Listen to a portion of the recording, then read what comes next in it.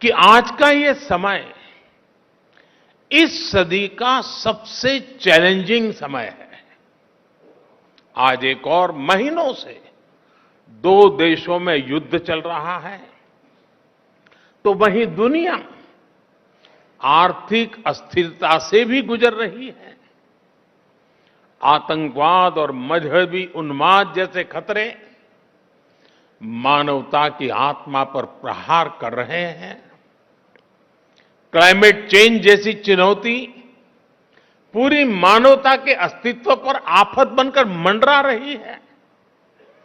Glaciers पिघल रहे हैं, इकोलॉजी नष्ट हो रही है, प्रजातियां विलुप्त हो रही हैं। लेकिन इस सब के बीच हमारे आप जैसे करोड़ों लोग भी हैं जिन्हें बुद्ध में आस्था है, जीव मात्र के कल्याण में विश्वास है।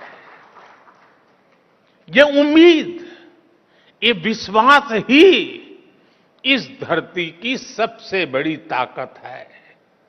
जब ये उम्मीद एकजुट होगी तो बुद्ध का धम्म विश्व की धारणा बन जाएगा। बुद्ध का बोध मानवता का विश्वास बन जाएगा। साथियों, आधुनिक विश्व की ऐसी कोई समस्या नहीं है जिसका समाधान सैकड़ों वर्ष पहले बुद्ध के उपदेशों में हमें प्राप्त न हुआ हो। आज दुनिया जिस युद्ध और अशांति से पीड़ित है, बुद्ध ने सदियों पहले इसका समाधान दिया था। बुद्ध ने कहा था, जयन वेरन पसवती, जयन वेरन पसवती, दुखन सेति पराजितो, उपसंतो सुखन्न सेति, हित्व जय पराजय। अर्थात जीत वैर को जन्म देती है और हारा हुआ व्यक्ति भी दुख की नींद सोता है। इसलिए हार जीत लड़ाई झगड़ा इन्हें छोड़कर ही हम सुखी हो सकते हैं। भगवान बुद्ध ने युद्ध से उबरने का रास्ता भी बताया है। भगवान बुद्ध ने कहा है, नहीं वेरेन वेरानी सम्मंतिध उदाचन अवेरेन च सम्मंति एस धम्मो सनातनो। अर्थात वैसे बहुत बहुत बड़े कम शब्दों में बात बताई है। वैर से वैर शांत नहीं होता है, वैर अवैर से शांत होता है। भगवान बुद्ध का वचन है, सुखा संज्ञस्य सामग्री समज्ञानम तपो सुखम। अर्थात संघों के बीच एकता में ही सुख समाहित है। सभी लोगों के साथ मिलजुल करके रहने में ही सुख है। साथियों, हम देखते हैं आज अपने विचारों, अपनी आस्था को दूसरों पर थोपने की सोच दुनिया के लिए बहुत बड़ा संकट बन रही है। लेकिन भगवान बुद्ध ने क्या कहा था? भगवान बुद्ध ने कहा था, अत्तानमेव पठनम, अत्तानमेव पठमन, पति रूपे निवेशय। यानी कि पहले खुद सही आचरण करना चाहिए, फिर दूसरे को उपदेश देना चाहिए। आधुनिक युग में हम देखते हैं कि चाहे गांधी जी हो या फिर विश्व के अनेक लीडर्स, उन्होंने इसी सूत्र से प्रेरणा पाई।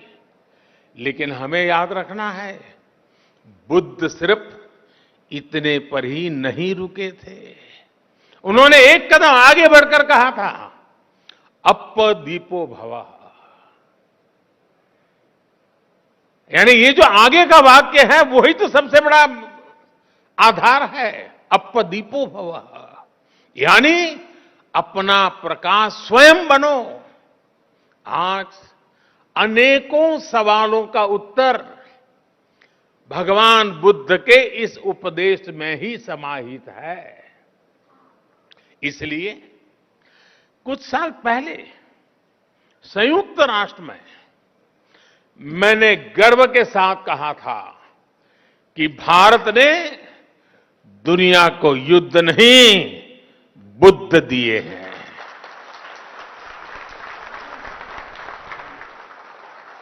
जहां बुद्ध की करुणा हो वहां संघर्ष नहीं, समन्वय होता है। अशांति नहीं, शांति होती है। साथियों, बुद्ध का मार्ग भविष्य का मार्ग है, सस्टेनेबिलिटी का मार्ग है। अगर विश्व बुद्ध की सीखों पर चला होता तो क्लाइमेट चेंज जैसा संकट भी हमारे सामने नहीं आता। ये संकट इसलिए आया क्योंकि पिछली शताब्दी में एक देशों ने और कुछ देशों ने दूसरों के बारे में, आने वाली पीढ़ियों के बारे में सोचना ही बंद कर दिया।